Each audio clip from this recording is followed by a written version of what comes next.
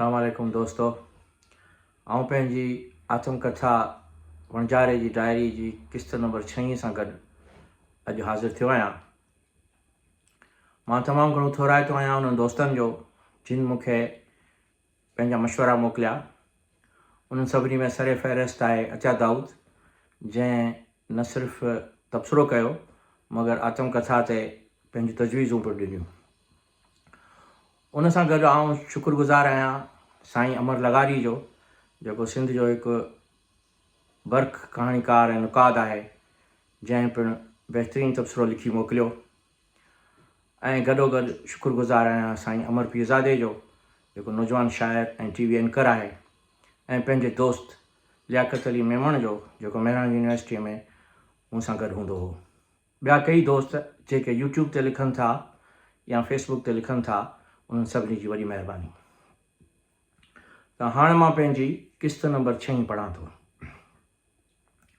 जॾहिं मां मेहरान यूनिवर्सिटी में दाख़िल थियुसि त इंजीनियरिंग सां चाह ख़तमु थी चुको हो। लॻो पियो त मौज़ू जी चूंड ग़लति थी वई हुई। मूंखे त सिंध यूनिवर्सिटीअ में कंहिं आर्ट जो मौज़ू में दाख़िला हासिलु करणु खपंदी हुई। लाड़काणे में गुज़ारियल 83 ऐं 84 वारा साल समूरी अदबी लहर ज़हन में खणी आया। मेहरान यूनिवर्सिटीअ में ॼण त आउं पंहिंजे मक़सद जा माण्हू ॻोल्हींदो हुउसि ऐं हॉस्टल ते रुॻो अदबी किताबनि जो मेलो लॻो पियो हूंदो हो। तंहिं करे मुंहिंजी दोस्ती बि अहिड़नि माण्हुनि सां थी जेके या त अदबी पस मंज़र जा हुआ या वरी सियासी हलचल में को किरदारु अदा करे रहिया हुआ। ॼामशोरे जूं हवाऊं ईअं अंदरि में घुली वेंदियूं हुयूं ॼण त गुलनि जा वॾा लश्कर अंदरि जे आस्थाने में दाख़िल पिया थियनि। मां जॾहिं शाम जो सचल हॉस्टल जे कमरे मां निकिरी लतीफ़ हॉस्टल वटां गुज़रंदे यूनिवर्सिटी जे पेचरनि ते हलंदो हुउसि त लॻंदो हो ॼण कंहिं ज़ुल्फ़नि जी ख़ुशबू मां निकितल हवाऊं मुंहिंजे सीने खे छुहनि थियूं। मोते ऐं गुलाब जा गुल ॼामशोरे जी हवाउनि में आहिनि। पिरी ॿाहुनि में हुजे या न हुजे, पर हवाऊं ॼण त भाकुर पाइनि थियूं। अहिड़ी तरह सां रोज़ मां रस्तनि तां गुज़री सोचींदो हुउसि त जेकॾहिं मूंखे पिरी मिलियो त उनखे हिते ज़रूरु घुमाईंदुसि ऐं पंहिंजे सीने खे छुहियल इहे हवाऊं उनखे अर्पे छॾींदुसि। सांझीअ महिल पहाड़नि जो रंग नारंगी थी वेंदो हो। लॻंदो हो ॼण कंहिं ख़ुशबूदार औरत जी पोती आहे, जेका रुमानवी ख़्यालात जे धागनि सां भरियल आहे। ऐं पोइ ॼामशोरो उनजे इश्क में मुब्तला थी वियो आहे। चांडोकी रातिनि में जॾहिं चंड जी रोशनी ॼामशोरे जे पहाड़नि ते ऐं इल्मु पखेड़ींदड़ इन्हनि इमारतुनि मथां पवंदी हुई त लॻंदो हो ॼण मूमल राणे जी सेज ते प्यार जी राति पई गुज़ारे। हाला जो हिकिड़ो वणजारो पंधु कंदे कंदे किथे धिको खाईंदो हो त लॻंदो हो ॼण कंहिं ख़्वाब मां छिरक भरियो थियो आहे। ईअं मन में रुॻो सपननि जो जहान हूंदो हो जॾहिं मां रस्तनि ते हलंदे हलंदे चंड खे आर्ट्स फैकल्टीअ जे इमारत जी ओट मां ॾिसंदो हुउसि।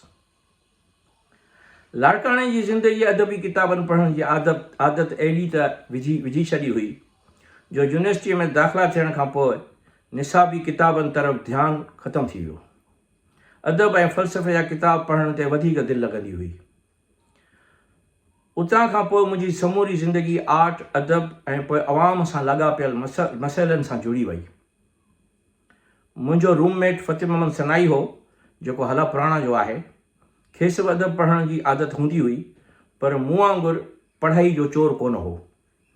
सो आउं खांसि सेमेस्टर जे दौरान पेपर जी आख़िरी राति कुझु सिखी पोइ वञी पेपर ॾेई ईंदो हुउसि त जीअं पासिंग मार्क्स खणी सघजनि। तॾहिं मशीन डिज़ाइन में फेल थियुसि ऐं 3 दफ़ा इहो इम्तिहानु ॾिनमि, पोइ 4थे दफ़ा मुश्किल सां पास थी सघियुसि। यूनिवर्सिटी में अचण खां पोइ मुंहिंजी ज़िंदगी जी बहितरीनु दोस्तनि सां मुलाक़ात थी। उहे आहिनि तारिक अंसारी, हैदर निज़ामाणी ऐं जावेद काज़ी। हिन दोस्तीअ जो अहम सबबु इहो ई आहे त असां हिक ॿिए सां पंहिंजी समूरी ज़ाती मसइलनि ते ॻाल्हाईंदा हुआसीं।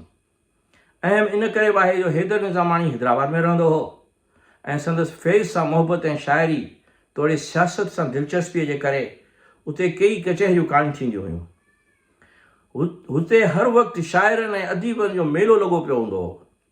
अदबी कचहरियूं ऐं शाइरी जी महफ़िल दौरान रवां दवां हूंदी हुई। हैदराबाद जा कई शाइर उते ईंदा हुआ ऐं संदसि ताज़ा शाइरी शौक़ सां खणी ईंदा हुआ ऐं उते ॿुधाईंदा हुआ। उन्हनि दोस्तनि मां कई दोस्त ॼण त 40 सालनि खां असां सुञाणूं था। हैदर निज़ामाणी जे उताक ते पिकासो जी हिकु बहितरीनु पेंटिंग लॻल हुई, जेका अॼु बि मूंखे न विसरंदी आहे। फैज़ जो हिकु नज़्म बि उन तस्वीर सां फ्रेम में लॻल हो। ओ ही आहे: कत्लगाहों से चुनकर हमारे अलम और निकलेंगे उशाक के काफले, जिनकी राह तलब से हमारे कदम मुख्तसर कर चले दर्द के फासले। पर जल्द ई उहा औताक वीरान थी वई, जो हैदर निज़ामाणी कैनेडा जे शहर वैनकूवर हली वियो ऐं उते वञी यूनिवर्सिटी ऑफ ब्रिटिश कोलंबिया में बैनुल अक़वामी तहक़ीक़ात में मास्टर्स कयाईं। बाद में PhD बि कयाईं। हू हिन वक़्तु दुनिया जे तमामु मञियल सहाफ़ियुनि में शुमारु थिए थो ऐं हिकु वॾो सियासी तजिया निगार पिणु आहे। काफ़ी वक़्तु पाकिस्तान तोड़े बरतानिया जे अख़बारुनि में लिखंदो रहियो आहे। संदसि किताबु रूट्स ऑफ रिटोरिक, जेको इंडिया ऐं पाकिस्तान जे न्यूक्लियर एनर्जी जे पस मंज़र में लिखियलु आहे, तमामु ई घणो विकामजंदड़ किताबु आहे। हुनजो ईंदड़ किताबु politics of development in Pakistan जल्द ई अचण वारो आहे, जंहिंजो इश्तिहार अमेज़न ते काफ़ी सालनि खां हले पियो। खेसि बरतानिया जी हिकु यूनिवर्सिटीअ पारां एज़ाज़ी फेलोशिप पिणु मिलियल आहे। उनखां अलावा ॿिया बि कई एज़ाज़ अथसि जिन जी शायदि मूंखे ख़बर न हूंदी। उन्हनि सभिनी कारकर्दगियुनि जे बावजूदि हू तमामु बहितरीनु दोस्त आहे ऐं कचहरियुनि में कॾहिं बि इहो अहसासु थियणु न ॾींदो आहे त हू का वॾी हैसियत रखे थो, ऐं इहा ई वॾनि माण्हुनि जी निशानी हूंदी आहे जो मंझंदि इनकिसारी ऐं निमाणाई भरियल हूंदी आहे। बहरहाल निज़ामाणी हाउस, जेको हैदराबाद जी थधियुनि हवाउनि में हो, ग्राउंड फ्लोर ते हो। संदसि ड्राइंग रूम फ़क़ति कारपेट सां सजायल हो, विहाणनि सां भरियल हो, जिते हैदराबाद जा कई शाइर अदीब तोड़े वॾा वॾा सियासतदान चकर हणंदा हुआ ऐं हैदर निज़ामाणी संदन आदरबा कंदो हो। दिलि में त संदसि काविश जी तारीफ़ हुजे या न हुजे, पर साम्हूं खां खेनि चवंदो हो त साईं, अव्हां जी शाइरी ॿुधी ॾाढो मज़ो आयो ऐं अव्हां जी शाइरी ॿुधण जो वॾो शौक़ु आहे। उते कई शाइर अची लहंदा हुआ, जिन मां मूंखे ॿिया सभु घणा त यादि कोन्हनि, पर अज़ीज़ गोपांग ऐं हसन दर्श बि उते ईंदा हुआ। ऐं अहिड़नि कई दोस्तनि मां जेके काफ़ी वक़्तु ताईं मुंहिंजा दोस्त रहिया ऐं प्यार वारा दोस्त रहिया, उहे हैदर निज़ामाणीअ जे उताक ते ई मिलिया।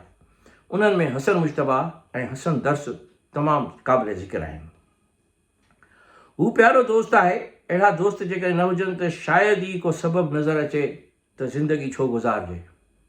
मुसलसल 40 सालनि खां हीअ मोहबत हलंदी पई अचे जो बेधड़क ॻाल्हाइजे ऐं हिक ॿिए खे सम्झिजे।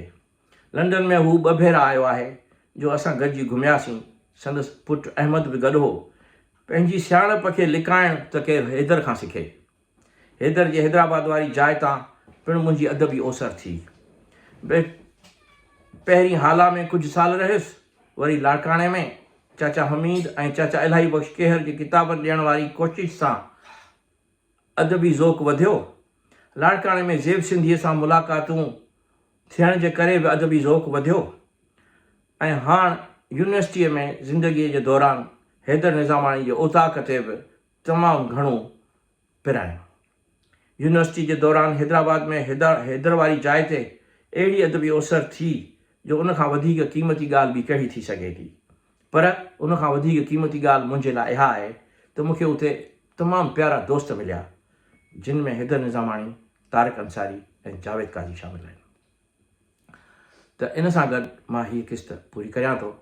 वरी ईंदड़ क़िस्त में हाज़िर थींदुसि।